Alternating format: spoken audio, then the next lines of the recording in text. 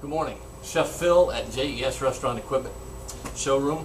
Today we're going to do some funnel cakes. I had a lot of requests for it, mostly from the staff, but it's a wonderful little cake to throw together. Now before we get started, we're also going to incorporate into this some safety measures to take because we are working with very, very hot oil. 375 degrees, so mindful of that. Let's get started by making the batter. First off, this book will have a recipe for funnel cake mix, but it's for the quantity of 30, which is a whole lot of funnel cakes. So what I have done, I've gone to the grocery store. This one will make 10, which is more appropriate for the home use or whatever. But a little note on this book. When I was researching the whole thing about funnel cakes, I used to live up in the Berks County, Lancaster County, Pennsylvania area, which is heavy with the Pennsylvania Dutch. I wondered where funnel cakes came from. So I started researching it, and sure enough, it came from the Kutztown Folk Festival in just outside of Reading, Pennsylvania. A little town called Kutztown. That was where they have traced it back to the original ones in the United States. They, of course, started over in Germany, but the first ones noted in the United States. Now, a little bit about this book. When I was looking for the recipe, and what I found, I put a picture of this book on the website, and a couple of people called and said, where could I get that book? So me being the nice guy that I am, I went to Amazon.com. I paid, I think, $15 for this as a donation to the local public television station in Hershey, Pennsylvania, probably 25 years ago. I went to Amazon.com. They have two of them used, and they're $320 a piece. So I guess what I'm going to tell you, as you go to the yard sales, the used bookstores, be on the lookout for this book. It has turned into a collector's item. And I use a lot of the recipes out of it, and it's very, very good if you like the Pennsylvania Dutch, Mennonite, Amish type cooking. All right, let's get started. All right, what we've got here is the package powder, which has all the makings in it. And again, the trouble with doing this one that has 30, when you're dealing with things in the baking mode, it's very hard to cut a recipe. I'm not sure what that one read, but you know, if it calls for 10 eggs and you only want to make half, you know, it's hard to find half eggs anymore. I haven't found them in all the years that I've been chefing. So what we got here, the dry mix. Then on the package it'll tell you 3/4 of a cup of ice cold water. Thinking to myself, why must it be ice cold? The only reason I can come up with is if you've ever added dry ingredients to something that's hot, you know it's just going to lump up. So I'm thinking they say ice cold water so that it mixes, because you do want a smooth batter. So in goes the water. 1 egg, that's a whole egg.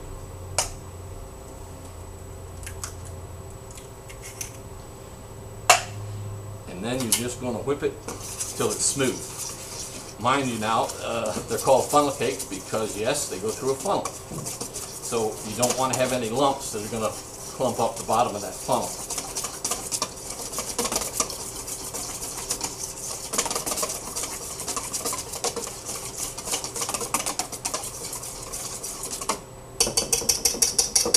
And now, since I'm going to be doing this single-handedly, I'm going to cheat a little bit.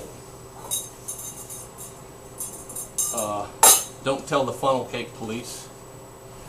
But what we're going to do, we will use the funnel, but we're going to run it into this speed pour bottle.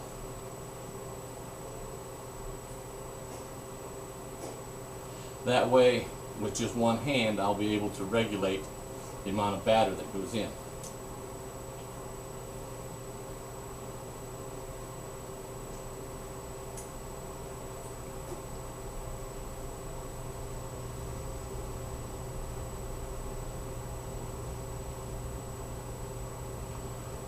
right.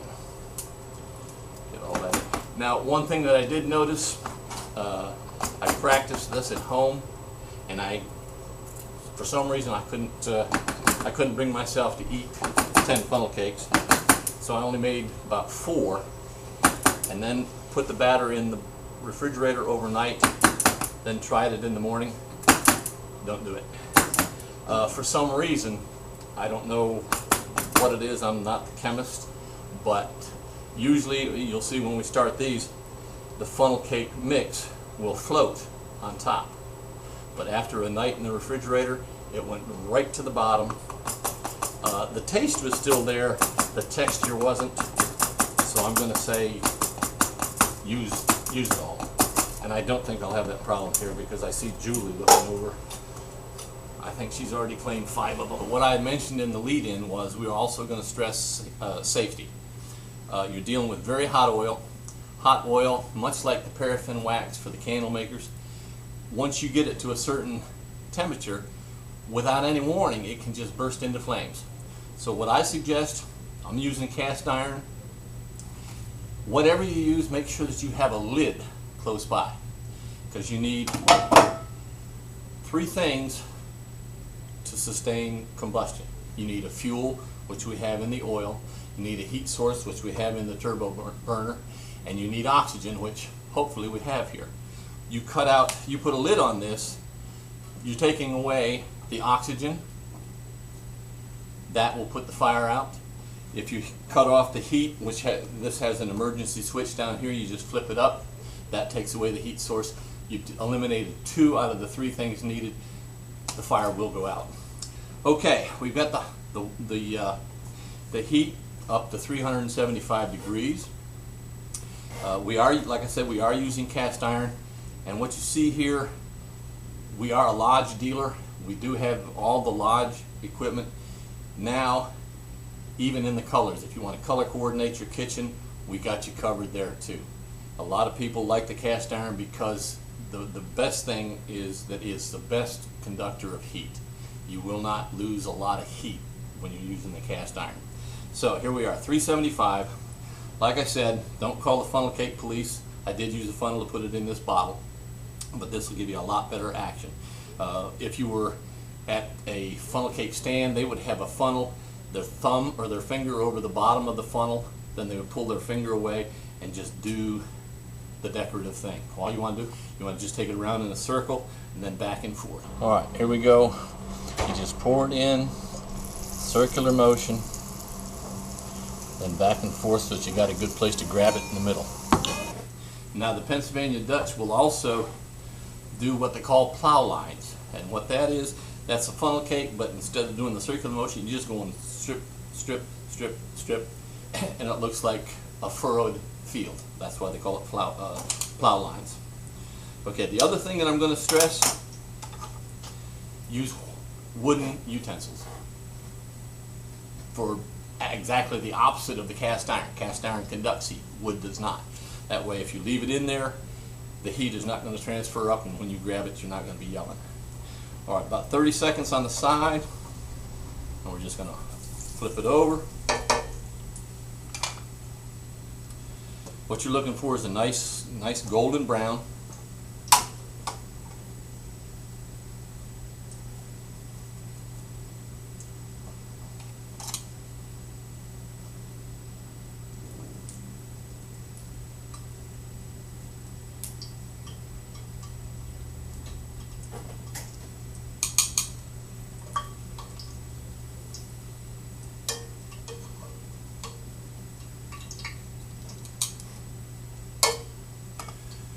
Now the toppings,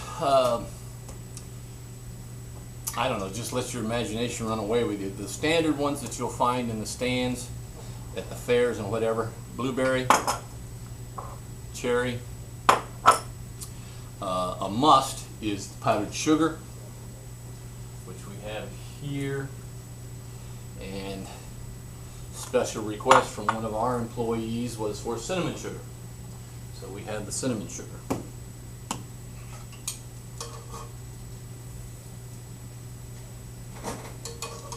Okay, that one's about the color you're looking for. Just let it drain a little bit. Put it over on the paper towel. Now, just like when you're doing deep frying, like French fries or what have you, while they're still hot, that's when you want to hit them with the powdered sugar. That'll, well, grease is still hot, it'll help it adhere. Alright, that's one down.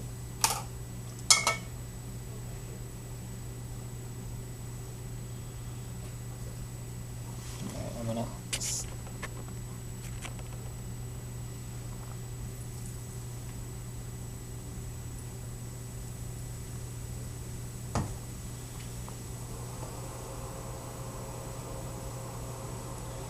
Now, I'm just thinking that this cast iron stuff in color coordinated to your kitchen has got to be a good seller.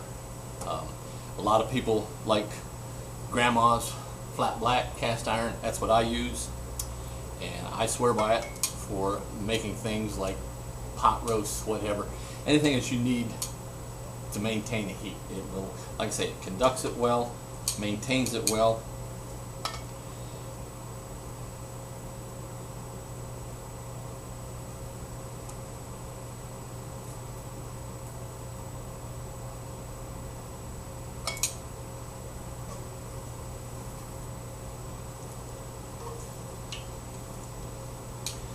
Cooking up rather nice.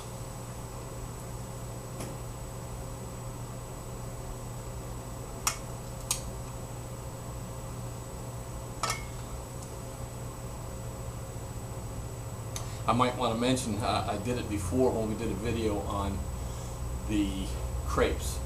These, what they call a little tornado stove, runs on a small bottle of butane gas. They're available through JES. They're very inexpensive.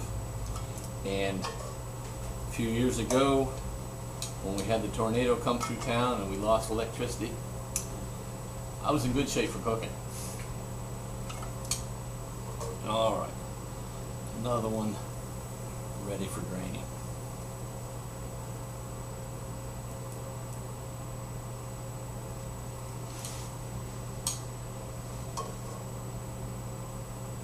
And like I said before in the lead-in, you know, I tried saving the batter, using it again the next day. Did not work that well. The flavor was there, the texture was gone. For some reason, rather than floating on top, they chose to sink to the bottom. One other thing I need to point out, using this type of thermometer, you have this little sliding bulb.